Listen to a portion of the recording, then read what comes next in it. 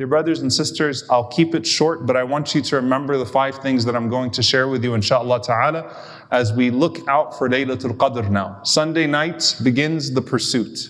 Every single one of those nights has the potential to be the most consequential night of your life. And so for 10 nights, Allah subhanahu wa ta'ala will be looking out to His creation.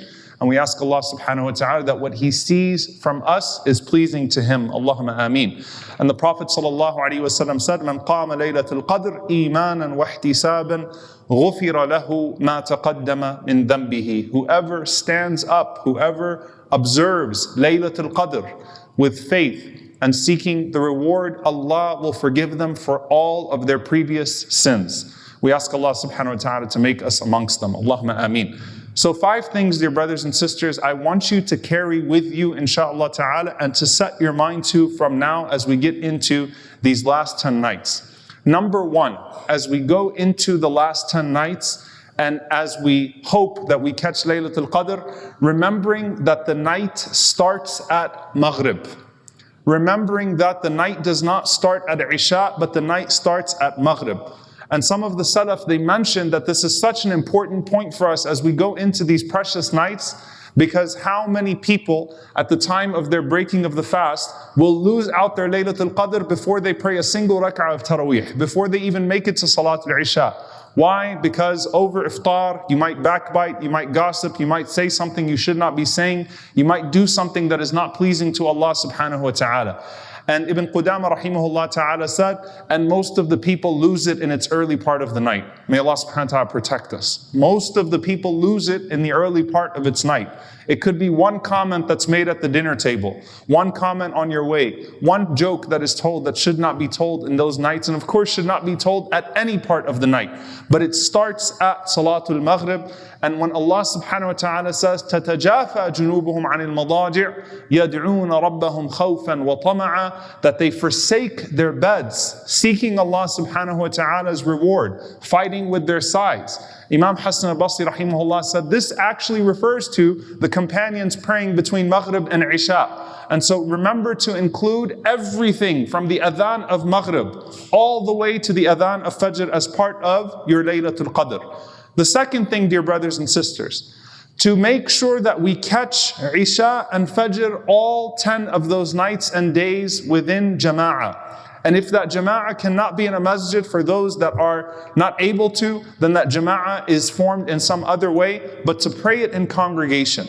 And we know that because the Prophet ﷺ said that whoever prays Salatul Isha in congregation, Allah subhanahu wa ta'ala will write down for them the first half of the night in prayer. And whoever prays Salatul Fajr in congregation, in Jama'ah, Allah will write down for them the second half of the night in prayer. And so to put that in context, just very logically, to pray 3 hours in the night, but to miss Fajr, for example, or to miss your Isha would not be more pleasing to Allah subhanahu wa ta'ala.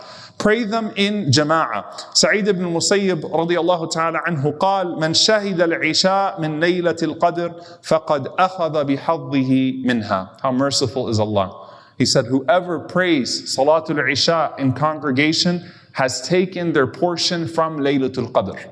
So keeping that. And if it is your regular habit and you're unable to do so, then Allah will have written it down for you anyway. But have the intention, inshaAllah ta'ala, for every night and day that you can to catch Isha and to catch Fajr in Jama'ah. And if you're unable to at that time, or if you sleep through one of them and it overcomes you and you pray at home, do not grieve. Allah subhanahu wa ta'ala writes down in accordance with the intention. So that's the second thing. Not to miss Isha or Fajr in Jama'ah in those nights.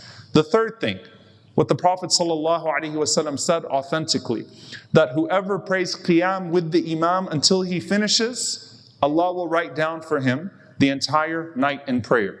Now the ulama differ as to what the quantity of that is. Does that mean, for example, that if the Imam comes at 3 o'clock a.m. or at 2 o'clock a.m. and prays for an hour, let's say from 3 to 3:45, and you pray with that single jama'ah, that single group of people, that single imam for that entire time, that counts as the entire night in prayer? Does that mean if you pray the first 8, or if you pray a group of rak'at with one imam that counts?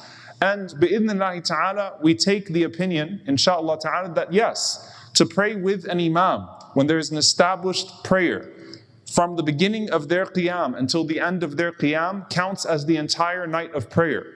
So try to be, very careful to catch it. And if you can catch both of the prayers, then do so. But to at least pray one block of the night, bi'idhnillahi ta'ala, behind an imam throughout their entire portion of what they are to read that night. And if you can catch witr with them, then do so bi'idhnillahi ta'ala.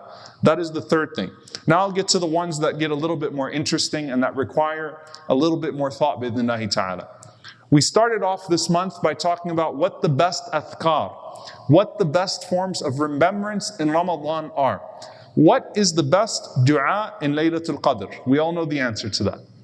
But I want to build on that just a little bit, inshallah ta'ala.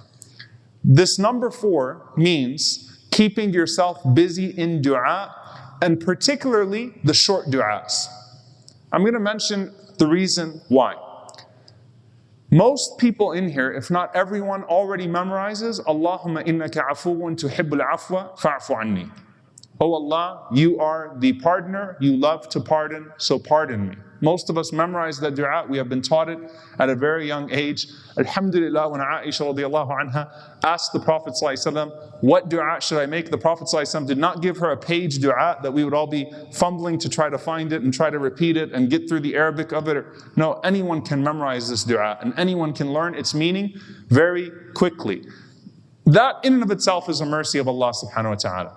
However, the ulama say, build on that concept of the short, comprehensive du'as as you move around on Laylatul Qadr. Even, subhanAllah, even they said if you're on your way to relieve yourself and come back, keep the short du'as on your tongue. Why? Because the Messenger sallallahu alaihi wasallam said, أَحَبُّ دُعَاءِ إِلَى اللَّهِ أَجْمَعُهَا. The most beloved of du'as to Allah, the most beloved of supplications to Allah are the ones that are the most comprehensive. What do you say in tawaf between Al-Rukn al-Yamani and Al-Hajar al-Aswad, the last round of tawaf? You just keep repeating what? رَبَّنَا آتِنَا فِي الدُّنْيَا حَسَنَةً وَفِي الْآخِرَةِ حَسَنَةً وَقِنَا عَذَابَ النَّارِ. As you're moving around, whatever you're doing, as you're trying to think of what you want to do next, as you're immersed in your du'as, sandwiched in between your personal du'as, use the short, comprehensive du'as you memorize from the sunnah of the Prophet ﷺ and let them engage you throughout the entire night. The short adhkar, the short forms of remembrance, and the short, comprehensive du'as from the Messenger ﷺ. Finally, dear brothers and sisters, number 5. This is the most comprehensive way to understand Laylatul Qadr, and it's very important. The narration about the Prophet ﷺ, إِذَا دَخَلَ الْعَشْرُ شَدَّ مِئْزَرَهُ وَأَحْيَا لَيْلَهُ وَأَيْقَظَ أَهْلَهُ sallallahu alaihi wasallam, that when the last 10 nights would come in, the Prophet ﷺ would tighten up his waist belt and he would give life to the night. He would enliven the night. The whole night was alive. What a beautiful expression. The night of the Prophet ﷺ was alive. And he would wake up his family. He would make sure that his family also was participating in it. Rasulullah ﷺ, when he said, do not turn your homes into graveyards. Assign a share of your salah to your homes. Don't turn them into graves. Why? Because dhikr gives life to the heart and it gives life to any space that we are in. Imam al-Shafi'i, rahimahullah ta'ala, he has a very important reflection on this hadith. He says that when you look at the companions of the Prophet ﷺ, some of them preferred to spend the night in praying. Some of them preferred to spend the night in qira'at al-Quran, in the recitation of the Quran. Some of them preferred to spend the night in dua. Some of them preferred to spend the night distributing their sadaqat. Each one of them had a regimen, and they weren't all the same. Because the Prophet ﷺ's description in this regard was simply give life to the night. All of the deeds that would give life to the night. And so every single Muslim is included in this category, that you have something to give life to every portion of the night. And within that, you diversify your good deeds. And an easy way to remember this, dear brothers and sisters, is that all of the good deeds that are preferred in Ramadan are even more preferred in the last 10 nights of Ramadan. And make sure there's a portion of each one of them in the last 10 nights. This is what Imam al-Nawawi rahimahullah ta'ala said. He said that قال أصحابنا, he said that our scholars said والجود مستحب في شهر رمضان وفي العشر الأواخر أفضل اقتداء برسول الله صلى الله عليه وسلم وبالسلف ولأنه شهر شريف فالحسنة فيه أفضل من غيره. He said رضي الله تعالى عنه رحمه الله that our scholars said that to be generous in Ramadan is highly recommended, as we know from the Prophet ﷺ, al-jud, the most broad definition of generosity. And he said specifically during the last 10 nights, because the best time to emulate the Prophet ﷺ is in the last 10 nights of Ramadan. So every description you have of the Prophet ﷺ, iqtida, to follow the Prophet ﷺ in those last 10 nights is the best way to worship Allah subhanahu wa ta'ala, as it is to worship Allah subhanahu wa ta'ala at any time. And the month is honored as a whole, and these last 10 nights are the most honored 10 nights of the month. And subhanAllah, we find a connection between, particularly in that regard, dua and charity, dua and sadaqah, to al-qadr, to decree. Why? Because the Prophet ﷺ said that there are two things that affect your divine decree. He mentioned dua, that nothing changes the divine decree except for supplication, except for dua. And he mentioned ﷺ that nothing extends the life of a person except for a sadaqah, except for charity. That would actually form an extension, change the decree and extend a person's life. So you can find, what then on Laylatul Qadr? What then on the night of decree? Right? To bring these types of deeds into our lives as well. So as you are there, inshallah ta'ala, as you are thinking about how do I fill these hours, diversify. Keep going between these things and know that you are following the Salaf in some way. One of the companions has a night that resembles the one that you do, or you hope that your night resembles one of the Sahaba in the portions that you are assigning, because they were all different in that regard, but all of them were exerting themselves, all 10 nights of Ramadan, giving life to the night in obedience to the Prophet ﷺ and in seeking the pleasure of Allah. Lastly, the most simple form of advice. What is the point of i'tikaf if you're still connected to everybody and everything in i'tikaf? A person could be sitting in the masjid all night long, would have their phone and still be checking groups and still be going on different apps and still talking to people, and they are in less i'tikaf than a person who's sitting in their bedroom but has put their phone to the side.